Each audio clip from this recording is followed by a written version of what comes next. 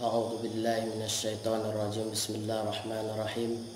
Alhamdulillahi rabbil alamin wassalatu wassalamu ala asyrafil anbiya'i wal mursalin wa ala alihi wa sahbihi ajma'in.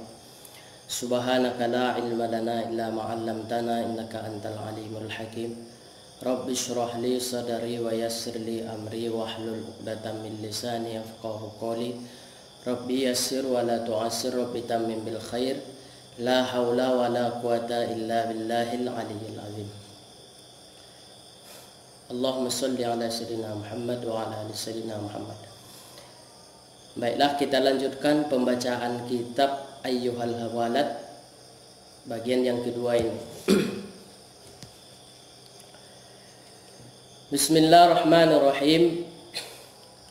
Walau qila aidan yablughu bi mujarradil iman kulna na'am lakin mata yablugh wa kam min aqabatin ka'udin yaqta'uha ila ayyasila fa awwalu tilkal aqabat aqabatul iman wa annahu hal yaslamu min salbil iman am la wa idza wasala hal yakunu khaiban muflisan.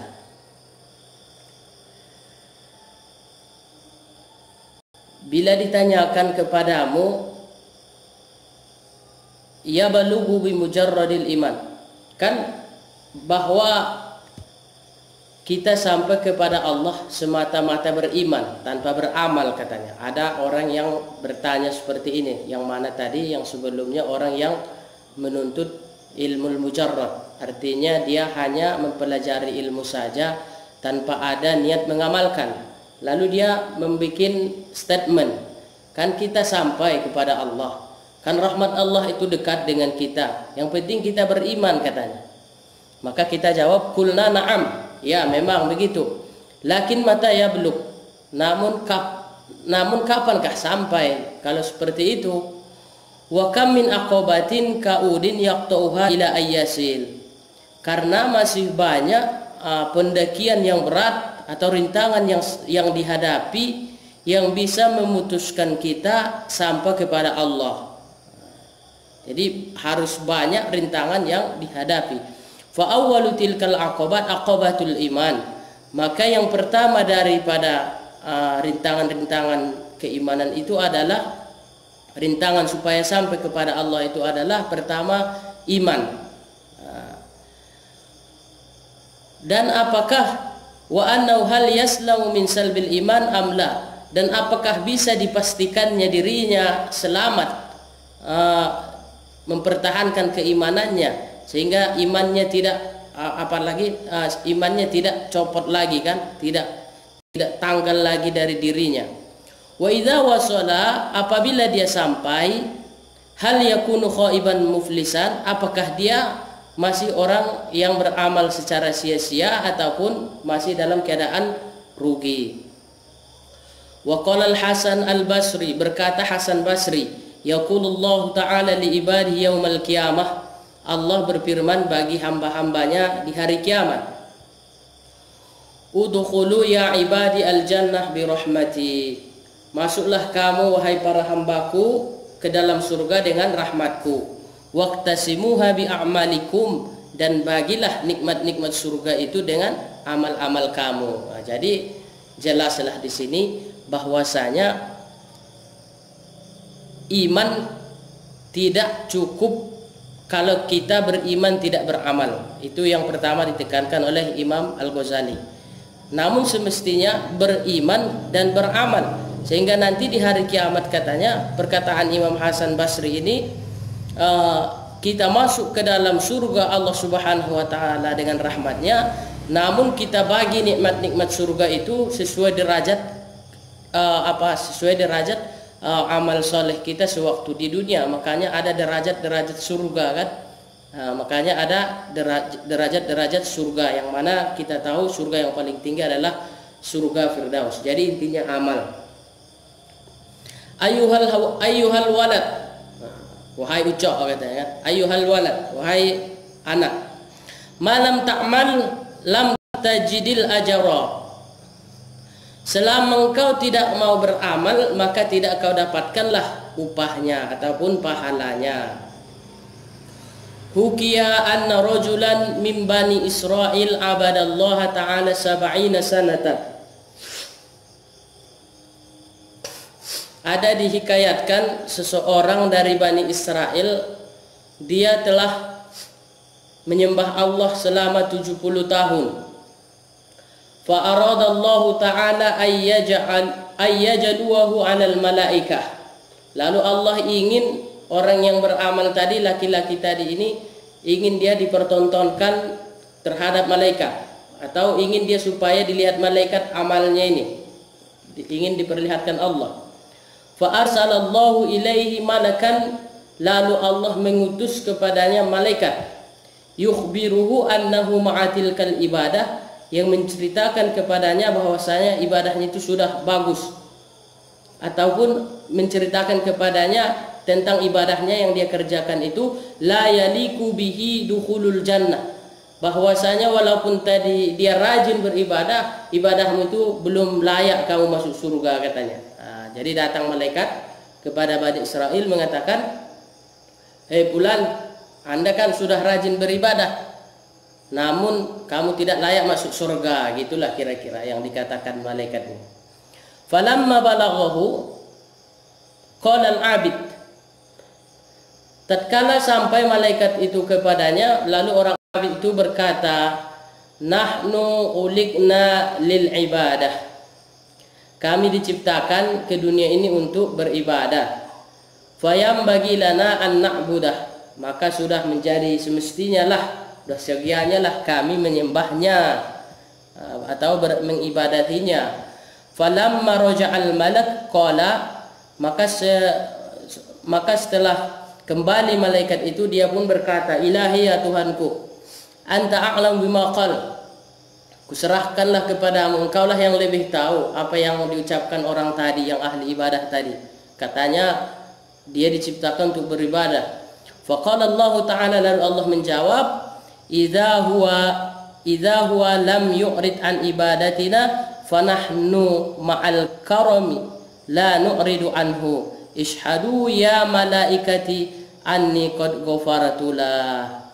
Karena dia tidak berpaling dari beribadah kepada kami, maka kami senantiasa memuliakannya, dan kami tidak berpaling kepadanya, maka saksikanlah wahai para malaikatku bahwa aku telah mengampuninya. Inilah kata Allah Subhanahu wa Ta'ala kepada malaikat yang dia utus tadi menghadap laki-laki yang ahli ibadah ini. Jadi jelaslah di sini bahwa kita sangat perlu sekali, apalagi para penuntut ilmu yang sudah para sarjana, sudah para doktor, bahkan sudah ilmuwan, dia profesor.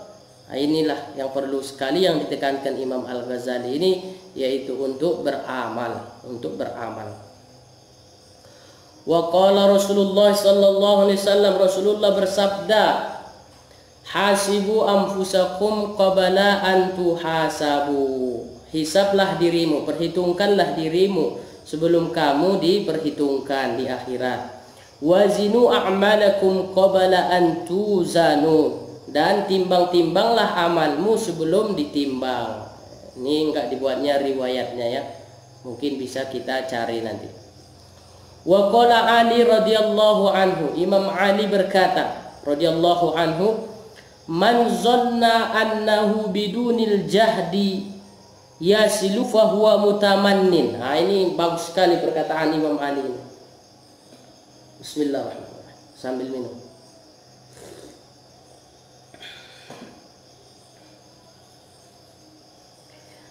Ini perkataan Imam Ali bin Abi Thalib tadi.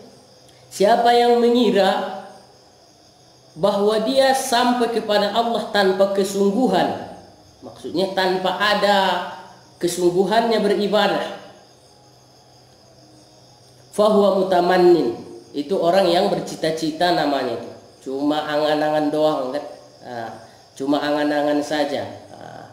Dia ingin Dia ingin panen cabai karena harga cabai mahal. Dia tengok orang yang panen cabai itu banyak duitnya kan. Ingin pula dia panen cabai tapi dia nggak mau nanam cabai. Nah, kira-kira begitulah. Maka ini namanya orang yang bertamanni, orang yang berangan-angan. Wa man zanna annahu bibazlil jahdi yasilu fa huwa mustaqnin.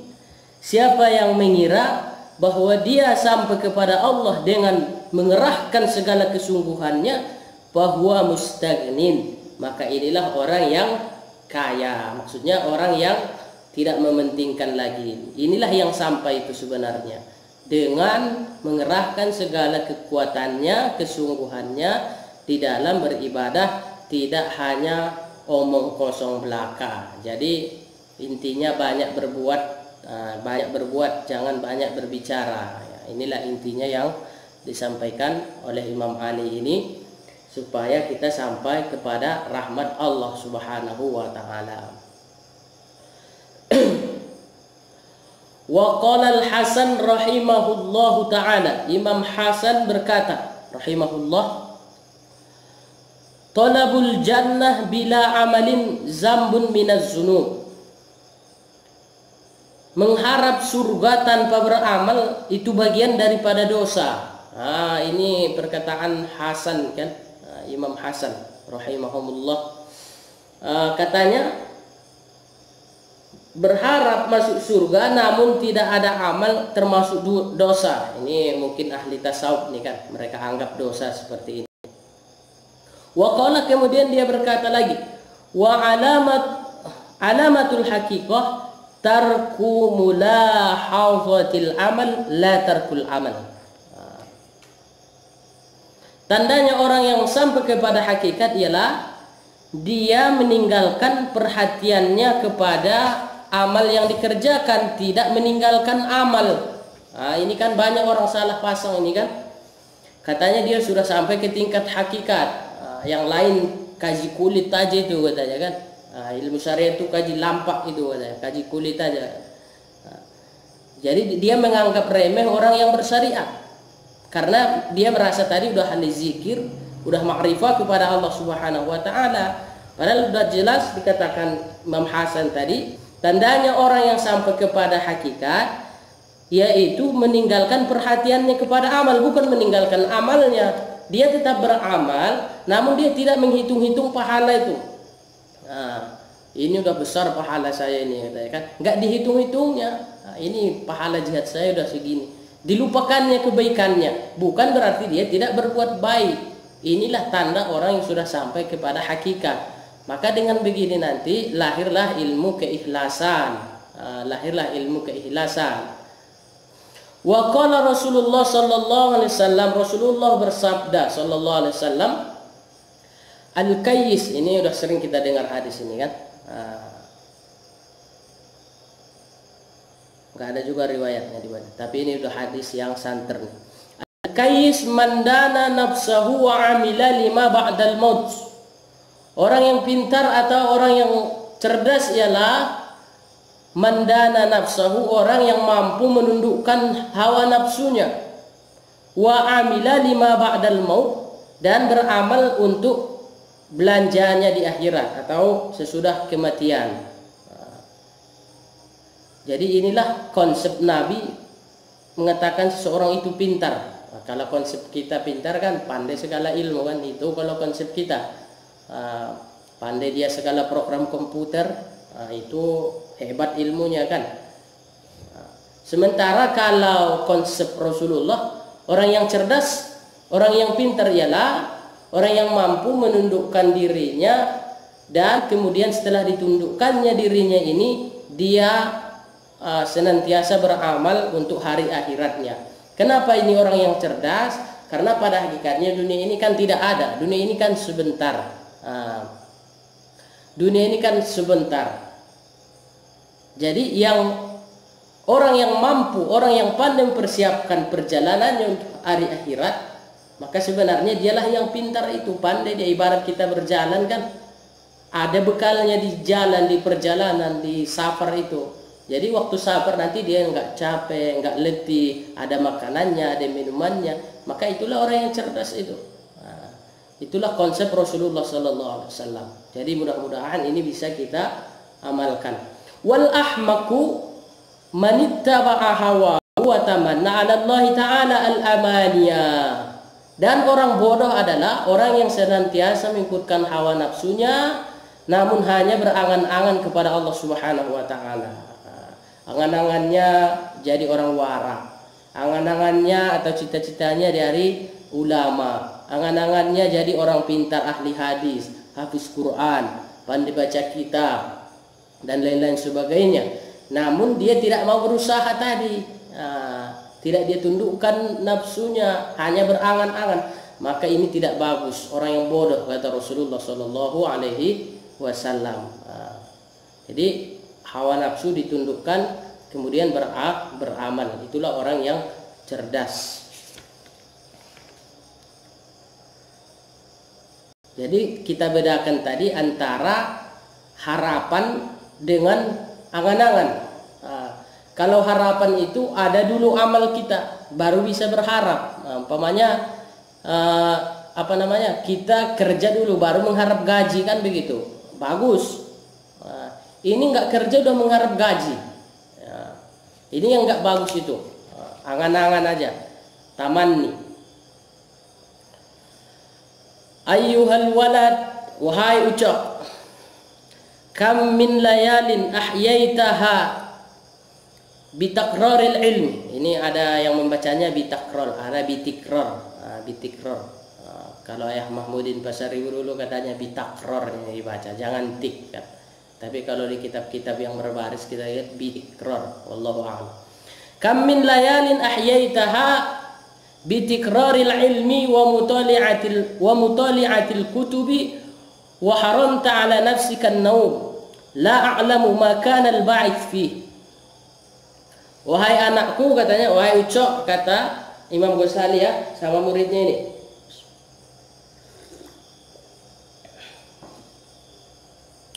Sungguh betapa banyak malam-malam yang kau hidupkan, katanya, dengan mengkaji ilmu, mengulang-ulang pelajaran, wa mutala'atil kutub, membaca kitab, bertilaah kitab, wa haramta 'ala nafsika an-naum, sehingga kau halangi dirimu untuk tidur. Nah, ini banyak orang seperti ini.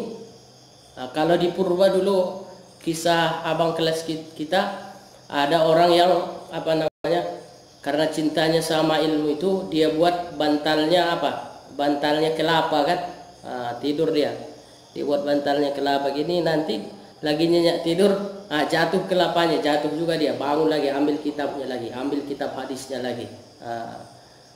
Memang harus seperti itu orang berilmu itu kan.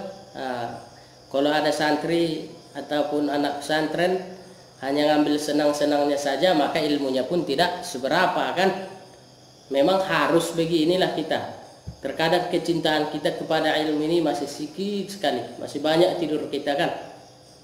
Saya ada dosen saya, menurut pengakuan istrinya ini kan, sampai mau ke kamar mandi pun bawa kitab dia dulu. Bayangkanlah, mau pipis saya baca kitab dulu, baru letak, baru masuk kamar mandi kan. Luar biasa kadang-kadang manusia ini. Jadi inilah kata Imam Al-Ghazali, betapa banyak malam yang kau hidupkan mengulang-ulang ilmu, mengkaji berbagai macam kitab, sehingga kau halangi dirimu untuk tidur, katanya. La a'lamu ma kana al-ba'its fih. Namun saya tak tahu apa tujuanmu seperti itu, kata Imam Ghazali kan. Kenapa Anda bertindak seperti itu? Apa yang mendorong Anda berbuat seperti itu? Saya nggak tahu, kata Imam Ghazali. In kana naila 'aradid dunya wa jazba hutamiha wa tahsila manasibiha wal mubahah 'ala al-aqran wal amsal fawailul laka thumma wailul laka. Ini jawabnya kan. Bila semua itu kau lakukan hanya untuk mengharapkan dunia, kata, dan memetik hasil dunia, wa tahsili manasibiha wal mubahah 'ala al-aqran, dan supaya berbangga-bangga di hadapan orang, di hadapan kawan-kawan, supaya disebut orang pintar, orang jago, orang hebat, orang hafiz, orang pandai bahasa Arab, orang hafiz Quran, orang ahli hadis. Kalau itu tujuanmu, kata Imam Ghazali kan, kalau begitu tujuanmu semua belajar itu, katanya, atau tujuanmu untuk dunia, fawailul laka thumma wailul lak. Celakalah kau, kata Imam Ghazali. Enggak ada gunanya. Jadi ini jelaslah bagi kita supaya betul-betul kita memperbaiki niat dalam menuntut ilmu. Nah, ini kadang banyak yang salah. Kuliah dia supaya dapat kerja, salah niat seperti ini. Karena banyak orang sekarang S1, S2 nggak ada kerjanya. Jadi kalau itu niat kita nanti kecewa kita yang menuntut ilmu itu. Nah, kecewa kita. Jadi niatkanlah menuntut ilmu. Mau dapat bonus nanti dapat kerja, ada keahlian kita, ada skill kita, alhamdulillah. Itu bonus dari Allah Subhanahu wa taala. Tapi di saat tujuan kita menuntut ilmu untuk perbendaharaan dunia, nah disitulah apanya nanti melesetnya kan. Apalagi nggak sesuai dengan jurusan kita, bikin stres pula kan. Nah, banyak yang seperti itu. Dipaksakannya juga kan, padahal nggak sesuai dengan hatinya. Nggak bisa. Di zaman sekarang yang penting ada skill hidup kita. Nah, ada skill kita, mau tukang pangkas pun banyak gajinya itu. Kalau untuk perkara dunia lah, makanya menuntut ilmu itu jangan untuk itu, jangan untuk dunia. Tukang pangkas saja bisa bergaji 9 juta sebulan, kalah PNS kan. Kalau ada skill, yang penting kalau masalah dunia ini ada skill kita, bidang apapun itu, insya Allah hidup kita itu. Jadi menuntut ilmu itu tadi S1, S2, S3. Kalau untuk harta dunia yang kita tuntut, maka di saat harta dunia itu tidak kita dapatkan, disitulah kita kecewa. Kecewa tadi, apalagi dipaksakan tadi kan, dipaksakan, nggak sesuai jurusannya dipaksakan. Makanya banyak sarjana tafsir nggak bisa baca tafsir. Jangankan hafal jangankan meneliti pendapat para ulama mufassir, baca tafsir pun nggak bisa. Banyak seperti itu. Waliyazubillah. Jadi tadi baguskan niat kita sesuai yang dikatakan Imam Al-Ghazali ini. Wa in kana qasduka fihi ihya'a syari'atin Nabi sallallahu alaihi wasallam wa tahdhiba akhlaqika wa kasran nafsil ammarati bis-su' fatuba laka thumma tuba lak. Namun sebaliknya, bila niatmu dalam menuntut ilmu untuk menghidupkan sunnah Rasulullah sallallahu alaihi wasallam, untuk menghidupkan syariat Rasulullah SAW, wa tahzibi akhlaqika, dan untuk memperbaguskan akhlakmu, kemudian untuk memecahkan hawa nafsumu, nafsu ammarahmu, fatubalaka thumma tubalak. Inilah orang yang beruntung itu. Jadi niat kita menuntut ilmu adalah untuk menghidupkan syariat Rasulullah SAW, karena syariatnya ini banyak. Ada syariat yang berkaitan dengan dunia, ada syariat yang berkaitan dengan akhlak kita, akhirat kita. Maka jika itu tujuan kita menuntut ilmu dan untuk memperbagusi diri kita adalah sehingga kita kalahkan nafsu ammaratun bisu kita setelah berilmu, maka inilah ciri-ciri orang yang beruntung dalam menuntut ilmu itu. Itu menurut Imam Al-Ghazali rahimahullah. Wa laqad sadaqa man qala syi'ran. Alangkah benarnya lah syair ini. Saharul uyuni li ghairi wajhika da'i wa bukauhunna li ghairi faqdika batil.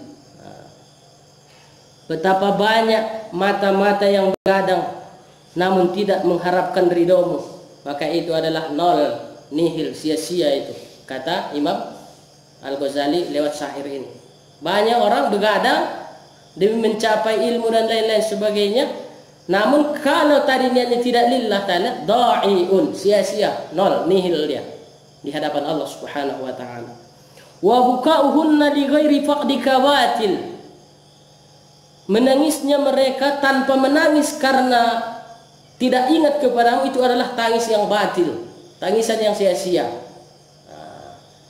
Jadi menangis kalau tangisan itu bukan karena dosanya atau bukan karena bukan karena lupa berzikir dia kepada Allah Subhanahu wa taala, intinya karena tangisnya itu bukan karena lupa darinya amal soleh, maka tangisnya itu tangis yang sia-sia. Berarti kita banyak yang menangis yang sia-sia sekarang ini kan. Kita kan kadang-kadang pandai menangis, tapi tangisan kita sia-sia. Memang kena kita yang disampaikan imam ini kan.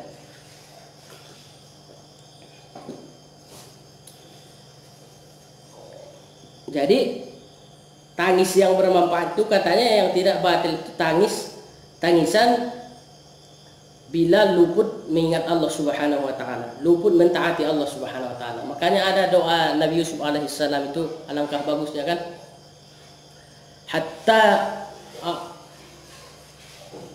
hatta la yakuna li syaghlun wala hamun siwaka. Ya Allah, berilah kepadaku ilmu ma'rifah atau manisnya iman, sehingga tidak hatta la yakuna li syaghlun wala hamun siwaka, sehingga tidak ada kesibukanku dan pikiranku melainkan memikirkanmu, katanya. Ini doa Nabi Yusuf ini.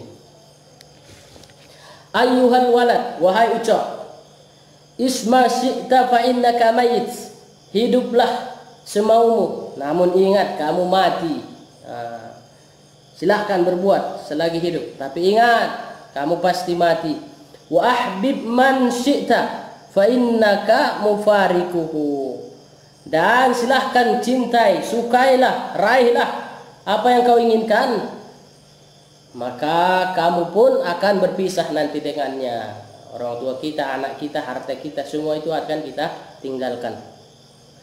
Wa'mal ma syi'ta fa innaka majaziyun bih, silahkanlah berbuat semaumu, mau durhaka, mau taat, namun ingat kamu pasti dibalas. Jadi kalau kita berpikir seperti ini, minimal ini meminimalisir kejahatan kita. Oh, nanti kalau aku ke situ dampaknya begini kan. Kadang inilah kita, kadang kita berbuat maksiat, berbuat jahat, tidak jadi kita berbuat jahat karena takut sama orang lain, takut harga diri kita turun. Itu memang bagus, tapi belum sempurna keikhlasan. Alangkah bagusnya kalau kita takut kepada Allah. Ke raja saja kita takut, maka kerajaannya raja itulah kita lebih takut. Ayyuhal walad, wahai anak, ayyu syai'in hasilun laka min tahsili ilmil kalami wal khilaf wad dawawin wal ash'ar wal nujum wal arud wal nahwi wat tasrif ghairu tadyi'il umur bi khilafi Zil Jalal. Inni ra'aitu fil Injil Isa alaihi salatu wassalam qala min sa'ati ayyudu al-maytu 'alal jinazah ila ayyudu 'ala syafiril qabr yas'alullahu bi'azamatihi minhu arba'ina su'alan.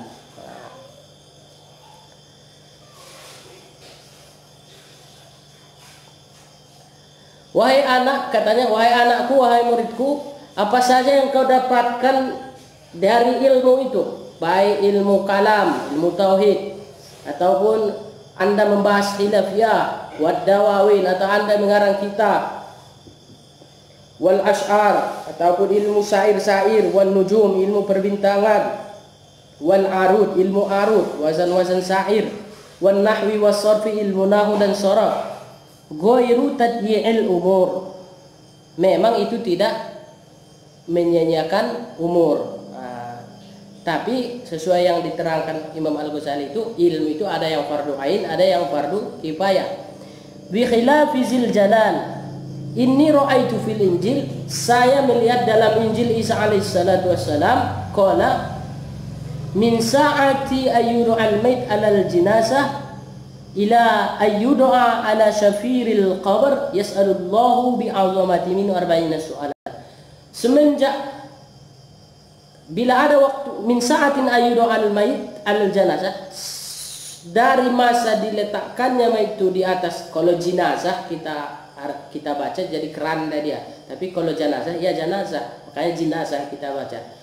Dari saat dihantarnya si mayit itu, ditaruh si mayit itu di atas keranda sampai dia diletakkan di pintu kubur, dia itu ditanya Allah Subhanahu wa taala, yas'alullahu bi'azamati minhu arba'ina su'alan.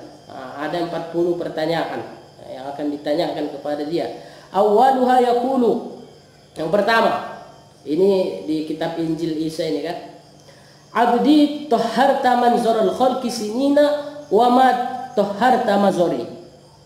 Wahai hambaku, engkau sucikan pandanganmu, engkau baguskan pandanganmu di hadapan makhluk, supaya engkau bagus dilihat makhluk. Engkau baguskan pandangan manusia kepadamu, sinin, beberapa tahun, bahkan seumur hidupmu, kau harus selalu pandang orang yang terhormat, orang yang mulia, orang yang terkenal, takut kita reputasi kita hancur kan di mata manusia.